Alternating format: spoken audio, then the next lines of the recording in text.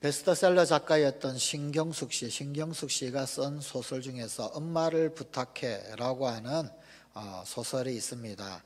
베스트셀러였죠. 아주 공전의 히트를 쳤고 많은 사람들이 읽고 그러하다 그러면서 우리의 메말라가는 그런 마음을 촉촉히 적셔줬던 그런 소설입니다. 이 소설의 줄거리는 지하철역에서 아버지의 손을 붙잡고 따라가던 엄마, 그 어머니가 그만 남편의 손, 아빠의 손을 놓침으로 말미암아 엄마를 잃어버리게 되는 데서 출발을 합니다. 그 길 잃어버린 엄마를 찾으면서 어머니의 흔적을 더듬으며 각 가족들 그들이 각자의 관점으로 어머니 그리고 또한 가족의 관계들을 회상을 하는 그런 이야기입니다. 제1장 그 첫 번째 장에서는 딸의 시선에서, 그리고 2장에서는 큰 아들의 시선에서, 그리고 제3장에서는 남편과 아버지의 시선에서, 그리고 4장에 가게 되면은 어머니와 아내의 시선에서, 그리고 또 마지막에는 다시금 딸의 시선에서 가족을 바라보고, 그리고 또 각자의 입장을 한 번 더 생각을 해보고 또 이해를 하고 혹은 해석을 하고 그러면서 소설이 진행이 됩니다. 가족의 풍경, 가족들의 그 내면을 그려내고 있습니다. 사실 엄마가 실종됨으로써 비로소 소중한 것들을 더듬게 되더라라는 겁니다. 그게 참 우리네 연약한 인생인 것 같습니다. 있을 때는 잘 모르다가 잃어버리고 난 이후에 엄마의 소중함, 혹은 아니면은 가족의 소중함, 혹은 아니면 가정의 진정한 의미를 그때서야 뒤늦게 되새기는 어리석은 우리네 인생들인 것 같습니다. 이 소설이 대중에게 굉장히 어필했던 중요한 이유가 한 가지 있습니다. 그것은 오늘날 우리가 잃어버린 부모와의 유대감, 또 특별히 날마다 퇴색해져가는 가족의 유대감과 연대감, 가정의 그 가치에 대한 어떤 향수적 자극을 했기 때문입니다. 이게 정말 소중한 거구나, 이게 정말 귀중한 거구나. 그리고 점점 잃어버리는 그 향수들을 다 떠올리게 하면서 귀중한 것을 다시 한번 생각해 보게끔 하는 그런 자극이 있었기 때문입니다. 우리는 언제나 잃어버리고 나서 그것의 소중한 가치를 자각하는 소위 깨달음이 넣는 그런 아둔함이 우리 가운데 있는 것 같습니다. 오늘날 우리가 살아가고 있는 이 시대를 포스트 모더니즘 시대라고 그렇게 이야기하지요. 이 포스트 모던 시대의 그 주요 상징이 뭐냐면 해체, 파괴 그런 겁니다. 흔히 해체와 파괴로 이 포스트 모던 정신을 이야기를 합니다. 정말 그러한가? 전부 다 분해를 해버리는 거예요. 다 분해해버리고 또 꼭 그렇게 되어져야만 하는가? 그것만이 맞는 것인가? 라고 하는 해체 작업을 합니다.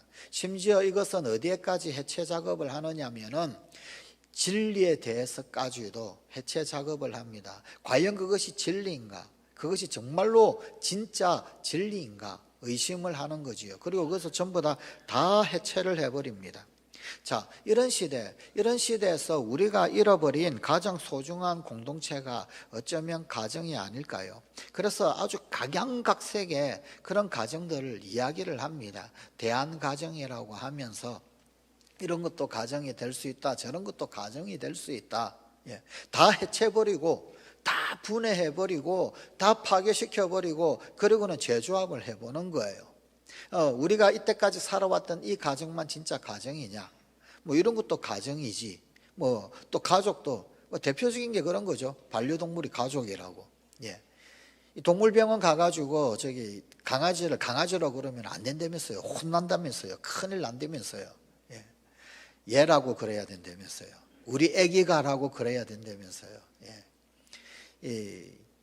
제 여동생이 강아지를 키웠어요.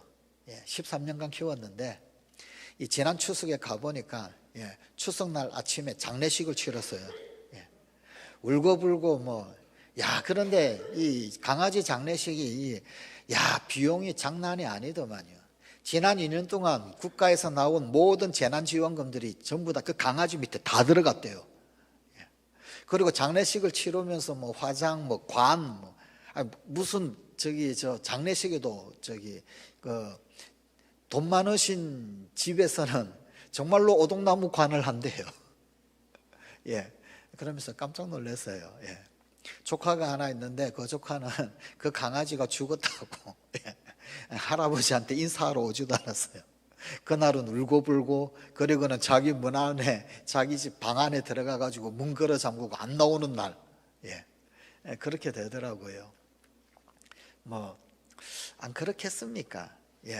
근데 여러분, 옛날 같았으면은 별로 상상을 못할 그런 어떤 일들이죠.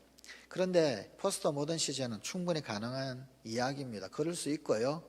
그리고 또 사고의 전환, 생각의 전환들이 이미 벌써 우리 삶의 곳곳에서 많이 일어났습니다. 예전에는 그냥 집에서 키우는 동물들은 그냥 집에서 키우는 동물이었어요. 그런데 이것이 어느 순간에는 함께 살아가는 반려동물이 되었고요. 지금은 가족이 되어져 있어요. 가족. 그죠? 이 조만간에 이 반려동물들에게 세례식 베풀거나 장례 집례할 날이 얼마 남지 않았을 것이다. 목사님들도 그렇게 이야기를 합니다. 그 정도. 그러니까 이제 가정만 하더라도 아주 그냥 이 가족 구성원 혹은 아니면은 가족에 대한 어떤 정의 자체가 이 포스트 모더니즘 시대 때는 완전히 해체되고 파괴되고 재정립이 되어지고 뭐 이런 어떤 상황이더란 말입니다. 그런 이런 어떤 상황 가운데서 정말 가정의 핵심이 가치가 뭔가라고 하는 것, 그것들을 엄마를 부탁해라고 하는 이 작품에서 건드린 거예요. 그 질문을 던진 거예요. 그러면서 이야기를 풀어나가는 거죠. 사실 어쩌면은 모든 것을 해체해버리는 이 시대에 1인 가정도 1인 가정이라고 그래요. 전통적인 관점에서 보면 혼자 사는 건 가정이 아니죠. 그냥 자기 혼자 사는 거지. 1인 가구지. 1인 가구인데 근데 혼자 사는 이 1인 가구도 이제는 가정이 되어버리는 거예요. 고슴도치 한 마리 같이 살면은 그게 가정이 되는 거예요. 뭐 그런 어떤 상황이 이제 되어지는 거죠. 그죠? 자, 이런 시대에서 정말 우리는 어쩌면 가장 소중한 그런 어떤 가장 기본적 공동체를 잃어버리고 그 의미를 점점 이렇게 잃어버려가는 그런 어떤 상황이 아닐까라는 겁니다. 자, 그렇다라고 한다면 우리가 창조자 하나님의 백성이 되면서 회복해야 할 가장 소중한 그 가치 역시 마찬가지로 가정의 가치 혹은 가족의 가치 아니겠습니까? 세상을 변화시킨 초대교회의 엄청난 힘은 사실은 이 가정에서 출발했습니다. 가정 공동체의 파워였었습니다. 초대교회 성도들은 일주일에 단 하루 성전에 모이는 것, 그 예배만으로 결코 영적으로 만족할 수가 없었습니다. 그래서 그들은 성전뿐만 아니라 집에서, 가정집에서 모임을 가졌습니다. 오늘 본문 46절입니다. 날마다 마음을 같이하여 성전에 모이기를 힘쓰고, 성전에서 모였죠. 집에서 떡을 떼며, 집에서 모였습니다. 떡을 떼며 기쁨과 순전한 마음으로 음식을 먹고, 그 결과 어떻게 되었습니까? 본문 47절입니다.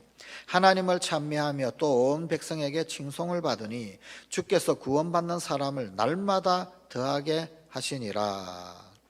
여러분, 초대교회 성도들, 그들이 가정을 중심으로 날마다 삶의 현장 가운데서 이웃을 구원하고 칭송을 받을 수 있었던 것, 그 이유가 뭐냐? 그것은 그들의 집이 교회 역할을 했기 때문에, 가정집이 곧 교회였기 때문입니다. 그저 성전에 열심히 모이고 성전에서 예배 열심히 하고 그래서 구원받는 사람들이 날마다 더해진 것이 결코 아니었습니다. 성전에서뿐만 아니라 가정에서 모이고 떡을 떼고 하나님을 찬송하고 찬미하고 이것이 있었던 거예요. 그래서 구원받는 사람들이 날마다 늘어나게 되었던 겁니다. 오늘날 코로나 시대에 참 이야기하기 어려운 주제지요. 이 코로나 시절에 가정집에서 모이고 그러면 지금 현재까지도 아직까지도 이제 교회의 어떤 구역 모임, 구역 예배가 공식적으로는 금지가 되어져 있는, 차차 풀리겠지만 예, 금지가 되어져 있죠. 예, 교회 종교시설 내 종교시설 과로해가지고요. 종교시설 내에서 12명까지 이 소모임할 수 있다고 그렇게 내려왔더라고요. 예, 이런 시절에서 가정 모임을 한다, 혹은 가정집 교회, 뭐 이런 어떤 소그룹 공동체 이런 이야기를 한다라고 하는 것이 정말 참 어려운 그런 시절입니다. 그러나 그럼에도 불구하고 교회의 본질적 가치는 사실은 가정집 예배에서 출발을 했다라는 것을 절대로 놓치면 안 됩니다. 그런 의미에서 본다라고 한다면 이 코로나19 시대에 살아가는 우리들, 또 특별히 뭐 포스트 코로나 혹은 아니면 위드 코로나라고 이야기하는데, 그런데 이 시절은 정말로 교회의 위기입니다. 교회의 아주 본질적 가치를 지금 어떻게 이것을 유지해 나갈 수 있겠는가, 혹은 아니면 이것이 변형이 되어져야 하는가 라고 하는 어떤 심각한 도전 가운데 있기 때문에 그렇습니다. 여러분, 그저 교회가 성전이 그냥 여전히 건재하고, 그리고 또 함께 모여서 예배할 수 있는 예배당 공간이 여전히 건재해서 그래서 괜찮을 것 같아. 아니요, 절대 그렇지 않습니다. 교회의 근간은 이렇게 이 전체가 다 모이는 그런 어떤 성전, 예배당, 이게 아닙니다. 이것뿐만 아니라 가정집 모임에서 교회가 출발했다라고 하는 사실을 절대로 잊으면 안 됩니다. 교회의 태생 자체가 가정집에서 출발을 한 거예요. 예. 그러다 보니 사실 코로나19는 교회에 굉장히 심각한 위기를 조성을 했습니다. 그리고 지금도 여전히 그런 가운데 있고요. 자, 그런 가운데 성경이 도대체 이 가정집 모임 어떻게 되었나, 그걸 우리에게 보여주고 있습니다. 그들의 집이 하나님 나라의 사역의 중심이 되고 있었던 그런 모습을 보여주고 있습니다. 오늘을 사는 우리 역시 우리의 집이 결국은 교회다. 이것이 교회다. 우리 집이 하나님 나라 사역의 중심이 되게 하는 그런 어떤 비결, 그 비밀, 초대교회에서 배워야 합니다. 초대교회는 어떤 모습이었을까요? 우리 집이 하나의 교회가 되려고 한다라고 그러면은요, 교회의 주인이고 머리가 되신 예수님을 만나러 사람들이 모일 수 있도록 결국은 집이 개방이 되어야 합니다.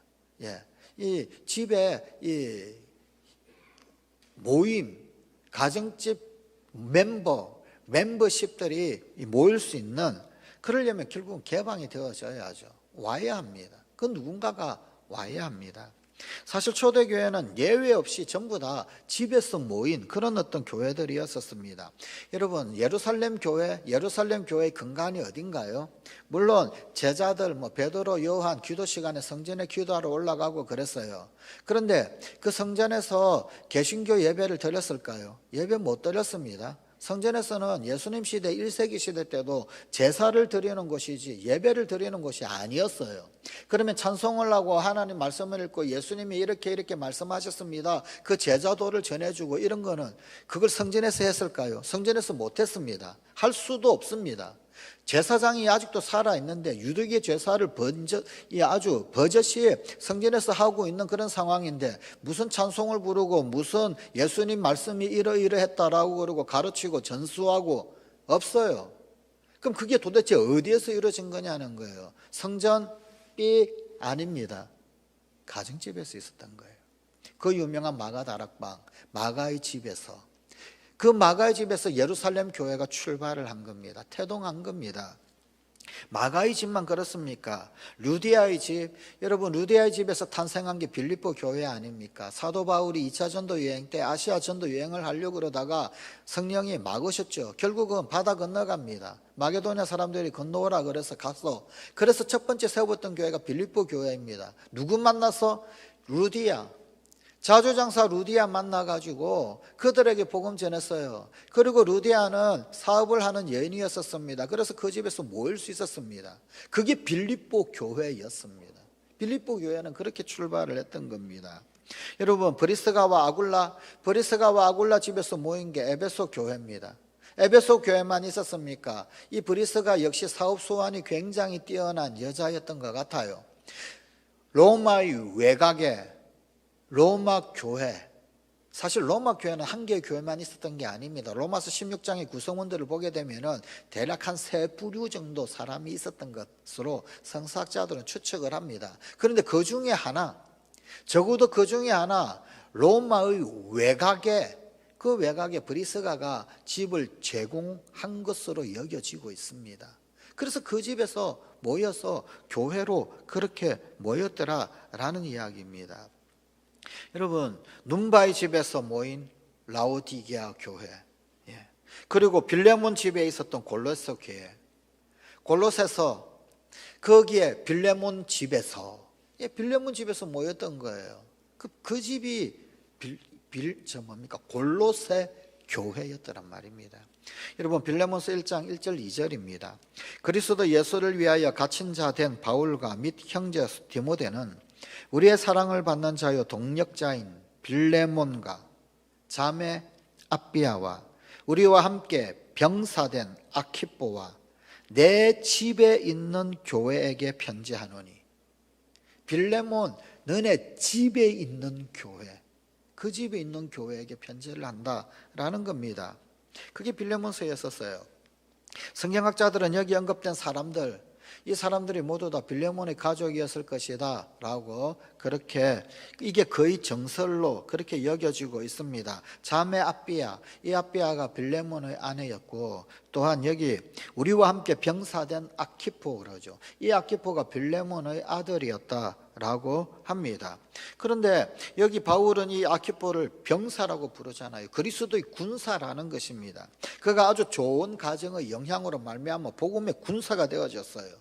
아주 강력한 군사, 그렇게 잘하고 있었더라라는 겁니다. 물론 여러분, 집을 개방한다 혹은 아니면 우리 집이 교회가 된다라고 했을 때 그때 지불해야 할 여러 대가들이 있습니다. 예를 든다면 사생활이 위축이 있을 수도 있겠지요. 혹은 아니면 사람들이 뭐 이렇게 계속해서 드나들 때 그때 예를 든다면 밥을 축내는 그런 어려움도 있지 않겠습니까? 참 몸도 연약하고 아프고 힘든데 손님 오니까 집안 청소하려고 그러니까 얼마나 어렵고 힘들겠습니까? 남자들은 좋아하더라고요. 집이 깨끗해진다나 뭐래나 갑자기 막 대청소하면 남편이 한마디 하고 출근하신다면서요. 오늘 신방 있냐고. 물론 그런 좋은 것도 있겠지만 그냥 사실 힘든 거예요. 쉽지 않아요. 어렵죠. 왜 안 힘들겠습니까? 그죠? 동시에 가족들은 자기 집 한복판에서 기도를 경험하게 되는 놀라운 은혜의 처소로 변하게 되는 강점이 있습니다. 여러분, 엄마 아빠를 통해서도 기도 배워요. 그런데 우리 자녀들이 엄마 아빠만 통해서 기도 배우는 게 아닙니다. 엄마 아빠가 교제하는 사람, 함께하는 사람, 그들이 어떻게 기도하나, 어떻게 예배하나, 그거 통해서 배우는 거예요. 여러분, 또 서로를 향한 용서와 사랑, 또 믿지 않다가 구원받는 사람들의 변화, 이런 것들을 그 가정적 모임에서 보고 배우는 거예요. 이 아키포가 어떻게 군사가 되었을까요? 그 모든 모습들을 빌레몬을 통해서 다 보는 거예요. 다 보는 거예요.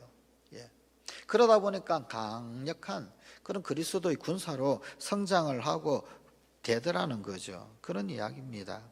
여러분, 이 빌레몬의 아들 아키포가 아마 자기 집에서 사도들을 만나고 오네시모도 만났을 겁니다. 오네시모가 도망간 빌레몬의 노예잖아요. 그런데 사도 바울이 편지를 했어요. 오네시모 내 동력자라고. 아니, 도망간 노예인데, 빌레몬 입장에서는 도망간 노예잖아요. 그런데 도망간 노예를 편지까지 들려보내가지고, 그래가지고 사도 바울이 오네시모 이렇게 용서해 주라고, 풀어주라고, 교회 안에 형제로 받아들여 달라고. 사실 로마법에 의하면 도망간 노예는 죽여도 되거든요. 빌레몬이 용서하는 게 쉬웠겠습니까? 성경은 간단하게 그렇게 사도 바울이 편지를 하지만, 여러분, 빌레몬 입장에서는 얼마나 고통이 많았겠습니까? 고민이 많았겠습니까? 얼마나 기도했겠습니까? 아마 또 어쩌면은 하나님 앞에 마음을 추스리면서 작정기도 했을는지 모릅니다. 아키포가 그거 다 보게 되겠지요. 우리 아버지가 어떻게 하나? 우리 집에서 어떤 일들이 일어나나? 이 골로새 교회에서 어떻게 일어나나? 이 빌레몬 집이 곧 골로새 교회인데 그 골로새 교회에서 어떤 일들이 일어나나? 이것들을 사실은 보고 듣고 배우는 거죠. 또 오네시모가 회개하는 것, 그리고는 결국은 그 골로새 교회에서 이 오네시모가 그리스도의 군사로 우뚝 서게 되는 것, 그가 어떻게 변화되어지는지 정말로 사도 바울의 동력자답게 서는 그 모습을 보는 거예요. 놀랍네. 오네시모가 교회의 일꾼이었구나.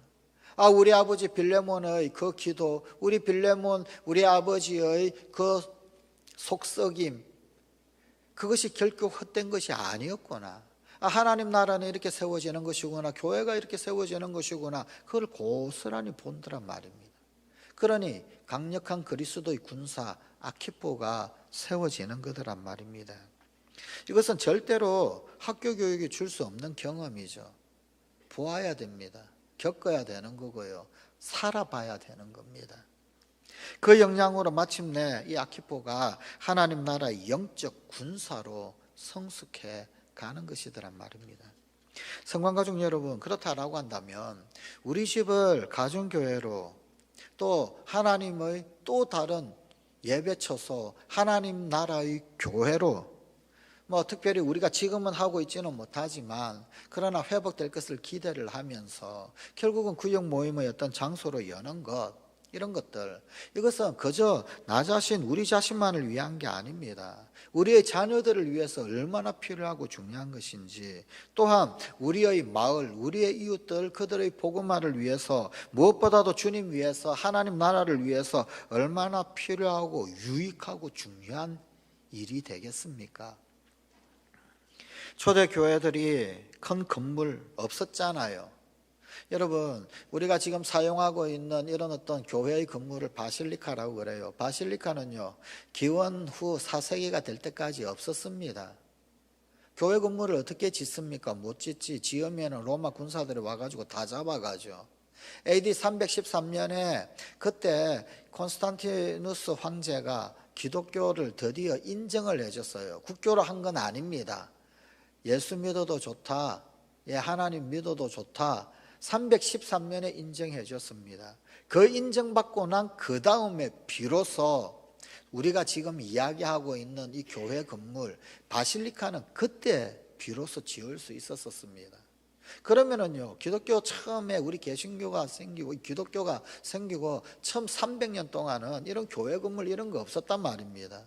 여러분, 우리가 지금 소위 성전이다, 교회다라고 이야기하는 교회당, 이것이 교회의 원래 본질이 아니더라는 이야기입니다. 잘 생각해야 합니다. 그래서 이 코로나19는 더더욱 위기인 거예요. 교회의 아예 애초 주춧돌 근간 자체를 통째로 흔들어버리는 그런 어떤 위기더란 말입니다. 그런데 이 상황 가운데 이걸 어떻게 지켜나가야 하는가, 굉장히 중요한 숙제입니다. 이거 다시 회복을 해가야 합니다. 초대교회에 건물이 없었어요.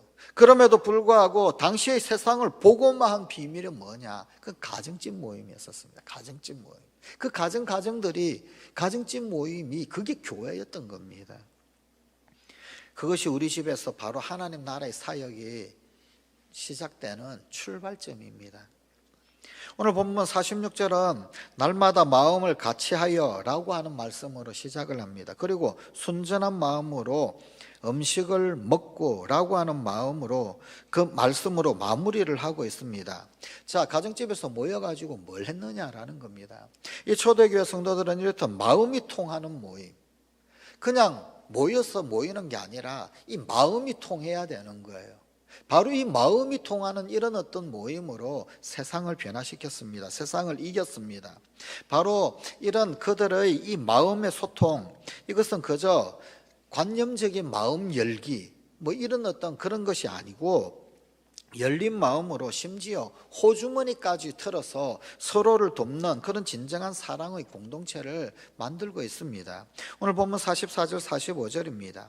믿는 사람이 다 함께 있어 모든 물건을 서로 통용하고 또 재산과 소유를 팔아 각 사람의 필요를 따라 나눠주며, 사실 이것은 원시 공산주의 그런 어떤 모습은 아닙니다. 그들은 국가의 분배 원칙에 따라서 나눔을 행하고 뭐 이런 거 아닙니다. 그냥 국가가 전부 다 몰수해가지고 공평하게 전부 다 똑같이 나눠주고 이런 것 이야기하는 건 아닙니다. 이것은 어디까지나 성령의 감동에 따른 자발적인 나눔의 실천이었습니다. 지금 사도행전 2장이지요. 사도행전 2장이 어떤 일이 일어났습니까? 많은 사람들이, 유대교도들이 예루살렘에 몰렸어요. 그런데 예루살렘에 왔는데 성령 강림의 엄청난 사건을 목격을 한 겁니다. 사람들이 그냥 이 유대 언어, 히브리어도 제대로 모르는데, 그런데 사도들이 방언을 하는 것을 듣고는 자기네 말, 자기가 살던 곳에 그 말로 알아듣는 거예요. 그래가지고 이 예수를 믿게 된 거잖아요. 그래서 예루살렘 교회가 폭발적으로 성장하게 된 겁니다. 이 사람들이 자기 집으로 돌아가지를 않은 거예요. 예루살렘에 머물면서 그 은혜가 너무 귀하고 그 은혜가 너무 취하기도 하고 소중하고 예수 믿는 도를 알려고 안 가는 거예요. 그러다 보니까 집집마다 이 집 저 집, 물론 대표적으로 마가 요한의 집이지만 마가 요한의 집 외에도 예수 믿었던 어떤 가정들, 그 가정들에 이 사람들이 같이 거주를 하는 거예요. 그럼 얼마나 어렵고 힘들겠습니까? 그런데 밥만 축내면 안 되잖아요. 뭘 하느냐면은, 옛날에는 이 노동을 어떻게 했느냐면 아침에 시장에 나가요. 성문 앞에 나가든지 시장에 나가든지, 그러면은요 필요한 일꾼들을 사람들이 이렇게 씁니다. 데려갑니다. 오늘날 인력시장하고 좀 비슷하지요. 예수님 비유에도 나와요. 그죠? 아침부터 해가지고 오후 5시까지 일꾼들을 시간마다 데려갔잖아요. 그렇듯이 데려가는 거예요. 그냥 밥만 축내면 안 되니까, 그러니까 일이라도 해야 되겠다, 벌어와야 되겠다. 그래야 그 집에 속된 말로 빈대 붙어 있는 사람들이 다 먹고 살 거 아니겠어요. 그래서 일을 하러 갑니다.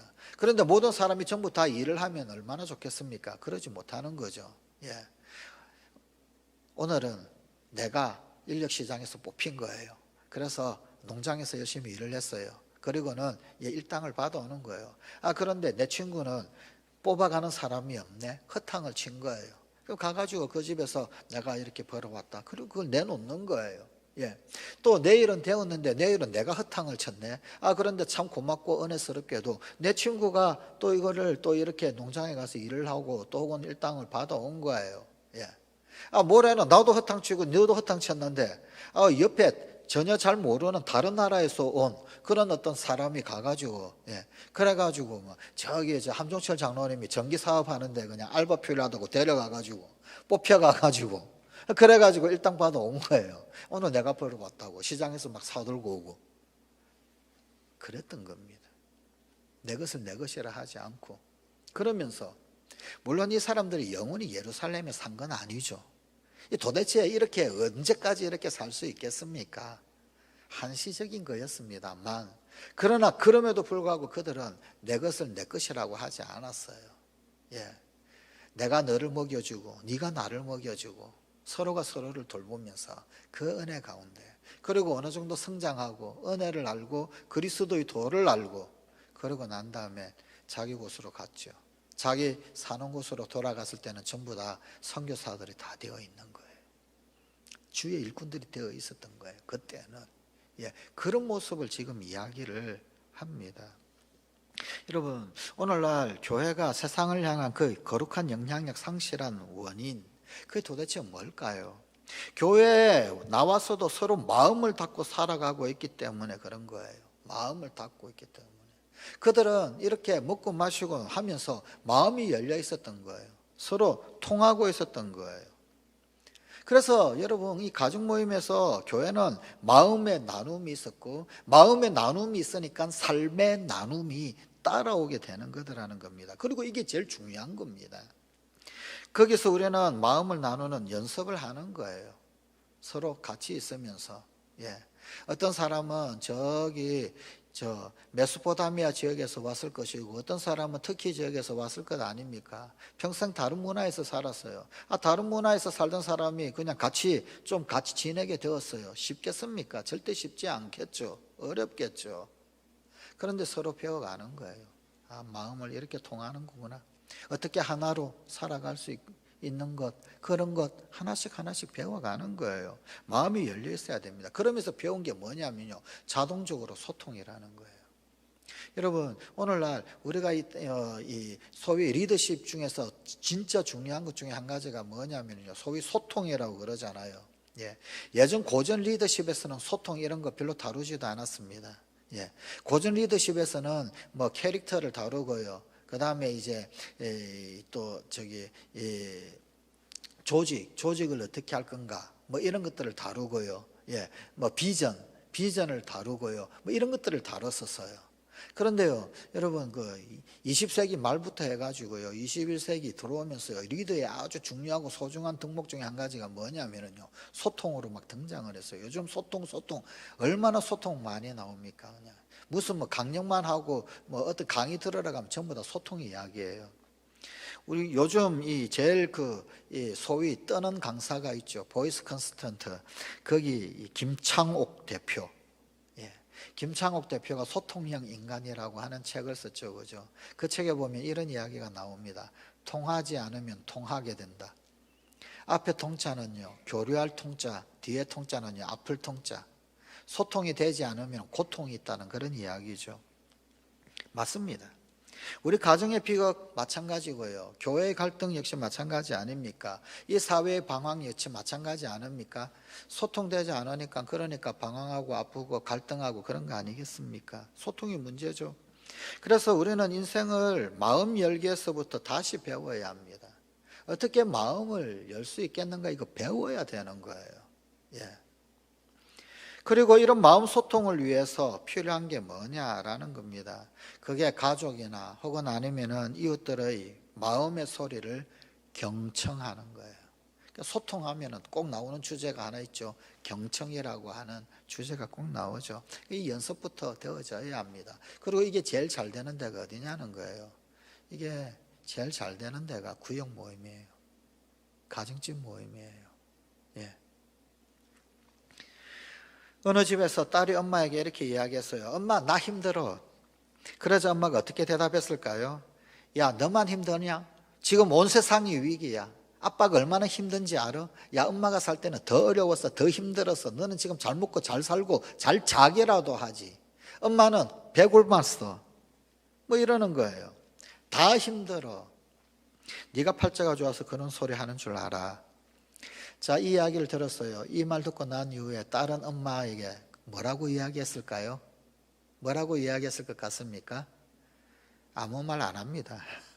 무슨 말을 하겠어요? 그 다음부터 아예 아무 말 안 해요. 만약에 엄마의 대답이 이랬다면 어땠을까요? 그래, 네가 참 많이 힘든 모양이구나. 엄마가 자랄 때도 세상 힘들었지만 지금 세상은 훨씬 더 스트레스가 많은 것 같구나.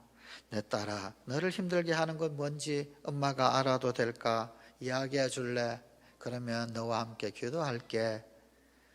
이런 꿈 같은 대화 있을 수 없겠죠? 근데 만약 이렇게 할 수만 있다면, 근데 이렇게까지 안 해도 돼요. 이렇게 미화시켜서 이야기 안 해도 됩니다. 들어만 주면 됩니다. 뭐가 어렵니? 엄마가 다 해결해 주지 못하지만 기도해 줄게. 기도해 줄게. 그 한마디면 되잖아요. 우리 엄마 성격이 어떤지, 말투가 어떤지 애들 다 알아요. 모르겠어요. 다 알아요. 비록 단순해도, 혹은 아니면은 그렇게 부드럽게, 혹은 아니면 방송에 나오는 것처럼 그렇게 말을 해주지 못한다 할지라도 말해달라고, 듣겠다고, 그리고 기도하겠다고, 너를 위해 기도해 줄게. 사실 딸의 입장에서 그거면 족하잖아요. 듣는 게 참 중요합니다. 엄마의 말 들은 딸 마음을 계속해서 열 겁니다. 엄마 기도해 주세요. 엄마 무슨 일이 있는데 기도해 주세요. 그런 거 아니겠습니까? 여러분, 우리가 마음을 열기 시작할 그때 세상이 변하기 시작하는 겁니다. 그래서 우리 가정 모임, 그 가정 모임에는 반드시 이런 순전한 마음의 나눔이 있어야 합니다. 마음의 나눔. 초대교회처럼요. 그렇다라고 해서 마음을 열고 또 우리의 한을 풀어내는 것, 그것만으로 어떤 소모임 혹은 아니면 가정모임 이런 것이 가정교회가 될 수 있는 것은 아닙니다. 거기에는 우리의 어떤 한 혹은 아니면은 뭐 고통 근원적으로 치유하시는 하나님의 이 만지심이 있어야 합니다. 하나님에 대한 그 어떤 묵상과 찬양이 있어야 합니다. 근데 그게 바로 성찬이에요. 성찬. 우리가 교회에서 그냥 포도주하고 떡을 떼고 나누는 그런 어떤 예전적 거룩한 성찬, 그것뿐만 아니라요, 진정한 의미에서의 성찬이 이 가정 모임에 있어야 합니다. 성찬은 교제의 떡을 떼는 거예요. 사실 이 사도행전 2장에 나오는 성찬의 개념은 조금 약간 이중적 개념이 있습니다. 하나는 거룩한 예전적 개념이 있었고요, 다른 하나는 마음을 열고 그 상태에서 그 구성원들이 먹고 마시는 것 있죠. 그거를 떡을 떼며 라고 표현을 한 겁니다. 예. 이거를 성찬에 빗댄 거예요. 예. 의식으로서의 성찬이 아니어도 좋습니다. 바로 아름다운 식탁. 그 아름다운 식탁에 마음들이 모이는 그것 필요하더라는 겁니다. 오늘 본문 46절 다시금 읽어드립니다. 집에서 떡을 떼며 기쁨과 순전한 마음으로 음식을 먹고, 이거는 그냥 식탁에서 밥을 같이 먹는 거예요. 예. 먹는 것은 생각보다 중요합니다. 근데 이 중요한 것을 또 못하게 하니 참 어렵죠. 여러분, 이 말씀을 보면 초대교회 성도들이 음식을 나누어 먹는 모습, 그 모습을 지금 보여주는 거예요. 그러면서 그들이 여기에서 음식만 먹었던 게 아니더란 말입니다. 그들은 말씀을 먹었어요. 사도들의 가르침을 따라. 사도들이 집집마다 돌아다니면서 가르쳤을까요? 아마 전체 모임이 있었겠죠. 마가 다락방 같은 120명이 모이는 곳, 거기에서 들었겠죠. 그 들었던 것을 각자 자기 집에 돌아가 가지고 그 집의 구성원들이 다시 되새기는 거예요. 그리고 그걸 생각하면서 그러면서 다시 먹는 거예요. 먹고 마시고 나누는 거죠. 근데 이게 정말 거룩한 성찬의 향연이었더라는 겁니다. 사도행전 2장 42절입니다. 그들이 사도의 가르침을 받아 서로 교제하고 떡을 떼며 오로지 기도하기를 힘쓰니라. 그렇습니다, 여러분. 이 주일날 말씀을 들었던 거 그걸로 끝 하는 게 아니고요, 이걸 다시 되새기는 거예요. 피드백을 하는 거죠. 나누는 거란 말입니다. 이 나눔이 꼭 필요합니다. 그리고는 여기에 플러스 음식까지 나누는 것. 그때 음식이 나뉘어질 때, 혹은 아니면 간단한 음료라도 좋습니다. 그게 나뉘어질 때 그게 바로 성찬이 되더라라는 그런 이야기입니다. 그래서 초대교회 성도들이 기도하고 복음 전도 계획했고, 그래서 구원받는 사람들, 그들이 많이 일어났고 하나님 찬미하고 했던 겁니다. 여러분, 이런 초대교회의 모습, 이것이 사실 우리가 회복해야 할 가정집 모임 혹은 가정교회의 회복 모습입니다. 이 한마디로 떡을 떼고 말씀을 먹고 찬미하고 기도하는 것, 이 모든 것을 다 망라해서 성찬이라고 표현할 수 있습니다. 영적 성찬이죠. 만일 우리 가정에서 모일 때마다 이런 성찬이 나누어진다 그러면, 그럼 우리 가정은 도대체 어떤 모습으로 변할 수 있겠습니까? 우리 가정의 교회는 어떤 영향력을 세상에 미치게 될까요? 그게 이제 하나님 나라의 모습이 될 것입니다. 이 땅의 모든 성도의 집이 바로 이런 거룩한 향연, 이런 것들이 펼쳐지는 그런 모습을 꿈꿉니다. 그게 성경이 우리에게 너희들이 꿈꾸어야 할 하나님 나라라고 알려주고 있습니다. 신경 속의 소설 엄마를 부탁해 결말이 어떻게 되는지 혹시 아십니까? 소설 속의 가족은 엄마를 찾았을까요? 못 찾았을까요? 소설의 제일 마지막 부분에 가게 되면요, 엄마를 잃어버린 지 9개월이 지납니다. 딸이 로마 여행을 가요. 그런 건 베드로 사원, 성 베드로 사원에서 어떤 조각상을 하나 봅니다. 그 유명한 피에타 상을 봅니다. 이 마리아가 예수를 안고 있는, 이제 십자가에 달려 돌아가신 예수님이죠. 그 아들 예수를 안고 있는 그 모습을 봅니다. 그런데 그 모습을 보면서, 그러면서 그 자리에서 이 딸이 뭐라고 그러느냐면요, 이 딸이 이제 거기에서 엄마를 부탁해. 예, 엄마를 부탁해. 이거는 기원이죠. 기도겠죠. 그죠? 그런 말을 내뱉고 이 소설이 끝이 납니다.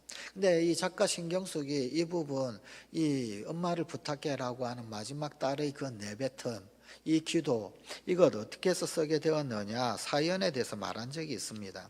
언젠가 이제 그 이탈리아 여행을 떠났대요. 이 엄마를 부탁해라고 하는 소설 거의 다 집필이 되고 난 다음, 그 다음에 갔는데 바티칸에서 바로 그 미켈란젤로의 피에타상을 만나게 되었다는 겁니다. 그런데 그 모습을 가만히 보면서 저 미켈란젤로는 왜 엄마를 저렇게 젊게 묘사를 했을까? 아들이 엄마보다 나이 더 들어 보여요. 피에타상 가만히 보면은 엄마 마리아를 굉장히 젊게 그렇게 조각을 해놨잖아요. 그러면서 문득 그런 생각이 들더래요. 신경숙 씨가 불멸의 존재를 표현하기 위해서 엄마를 아주 젊게 작가가 하지 않았을까, 그런 생각이 들더라는 겁니다. 그러면서 그 자리에서 이 신경숙 씨는 이 엄마를 부탁할 자리를 찾았다라는 거예요. 자, 그래서 엄마를 부탁해라고 하는 마지막 결론 부분 소설이 완성이 되었다는 겁니다. 자, 이거는 신경숙 씨 이야기고요. 성경은 뭐라고 말씀할까요? 성경은 도대체 우리에게 뭐라고 말씀하십니까? 성경 본래 이야기는 어떤 겁니까? 성경에서 예수님은 자신의 어머니 마리아를 사랑하는 제자 요한에게 부탁합니다. 엄마에게 부탁한 게 아니죠. 그죠? 예수님은 어머니의 장래가 어떻게 될 것인가, 제자들 중에서 누가 가장 오래 살 것인가, 장수할 것인가 다 알고 계셨어요. 그리고는 가장 제일 감성이 풍성하고 인성이 풍부하고 인정이 풍부하고 오래 살 제자 요한, 그 요한에게 자신의 어머니 마리아 부탁을 합니다. 그러고 보면 우리의 어머니, 아버지, 더 나아가서 우리 가정 전체의 그 어떤 미래를 부탁할 수 있는 가장 완벽한 분은 예수 그리스도 뿐이십니다. 십자가상에서도 어머니를 챙기시는 우리 주님 예수님, 세상의 구주가 바로 우리 가정의 진정한 구주이십니다. 처음 성령을 받았던 그 초대교회의 가장 큰 역동적 변화는 어디에서 일어났느냐? 가정에서 일어났습니다. 가정에서. 세상을 변화시킨 초대교회의 엄청난 파워는 가정 공동체의 힘이었습니다. 우리는 인생을 마음 열기에서부터 다시 배워야 합니다. 마음의 소통을 위해서 가족과 이웃의 소리를 경청하는 그런 연습을 해야 합니다. 이웃들과 함께하는 거룩한 성찬은 말씀 먹고 그리고 찬미하고 기도하는 것입니다. 우리는 이 예수님을 우리 집의 주인으로 모시고 또 우리의 가정을 하나의 작은 교회로 만들어야 합니다. 바로 그 길만이 우리 가정을 살리고 병든 사회를 치유하는 유일한 길입니다. 그리고 또 어쩌면 교회의 근본을 흔드는 가장 위기의 순간에 우리가 어디에서 출발했는가, 우리의 태동이 어디였던가 결코 잊어서는 안 되는 도전입니다. 우리 가정을 하나님 나라의 사역장으로 또 작은 가정교회로 주님 앞에 드리실 수 있는, 이것이 회복되실 수 있는 그런 우리 성관 가족들이 꼭 되십시다.